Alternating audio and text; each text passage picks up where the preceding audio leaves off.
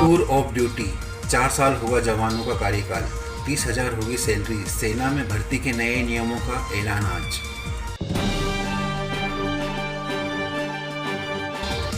Indian army, salary 30,000 रुपये होगी, जो चौथे साल के अंत तक 40,000 रुपये तक जाएगी। हालांकि सैलरी का 30% सेविंग के तौर पर रखा जाएगा और इतनी ही राशि सरकार सेवा निधि योजना के तहत मिलाएगी।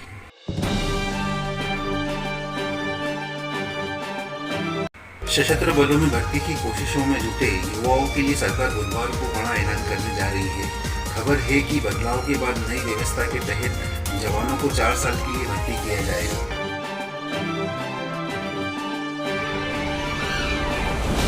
यह अवधि खत्म होने के बाद सरकार ने बड़ी राशि देने का भी फैसला किया है।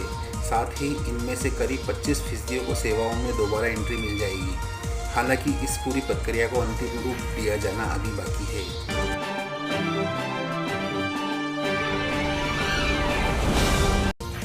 इंडियन एक्सप्रेस की रिपोर्ट के अनुसार नए टूर ऑफ ड्यूटी का नाम अग्निपथ रखा जा सकता है, जिसमें अग्निवीर या सैनिकों की भर्ती 4 साल के लिए होगी। सेवा पूरी होने के बाद जवानों को 10 लाख रुपए और सर्टिफिकेट या डिप्लोमा दिए जाएंगे।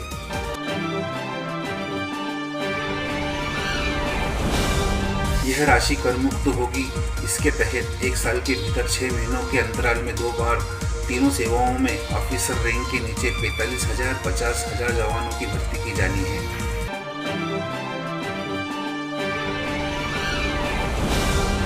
कौन कर सकेगा आवेदन? रिपोर्ट में सूत्रों के हवाले से कहा गया है कि 17.5 साल से 21 साल तक के उम्मीदवार आवेदन कर सकेंगे और मौजूदा मापदंडों के तहत उनकी भर्तियां की जाएगी। सफल होने वाले को 6 महीने की ट्रेनिंग के दौर से गुजरना होगा और बाकी समय सेवाओं में लगना होगा। फिलहाल एक जवान करीब 17 से 20 साल तक सेना में अपनी सेवाएं देता है।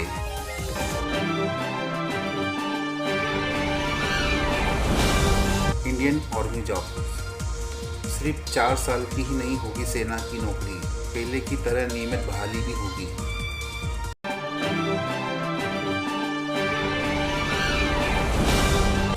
क्या होगी सैलरी? नई योजना के तहत शुरुआती सैलरी 30,000 रुपये होगी, जो चौथे साल के अंत तक 40,000 रुपये तक जाएगी। हालांकि सैलरी का 30% सेविंग के तौर पर रखा जाएगा और इतनी ही राशि सरकार सेवा निधि योजना के तहत मिलाएगी। 4 साल पूरा होने के बाद जवानों को 10 से 12 लाख रुपए की कुल राशि दी जाएगी, जो टैक्स फ्री होगी।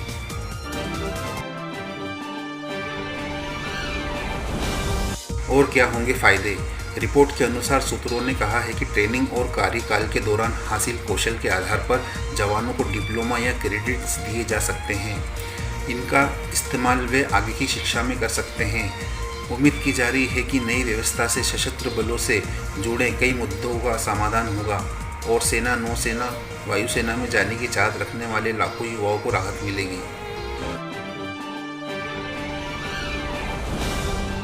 खाली पड़े हैं पद।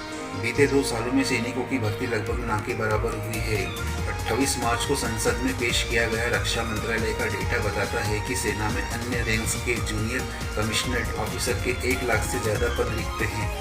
2017, 2018 और 2019 में 90 से ज़्यादा भर्ती अभियान हुए, लेकिन महामारी के चलते 2020-2021 में यह आंकड़ा 47 और 2021-2022 में 4 पर था।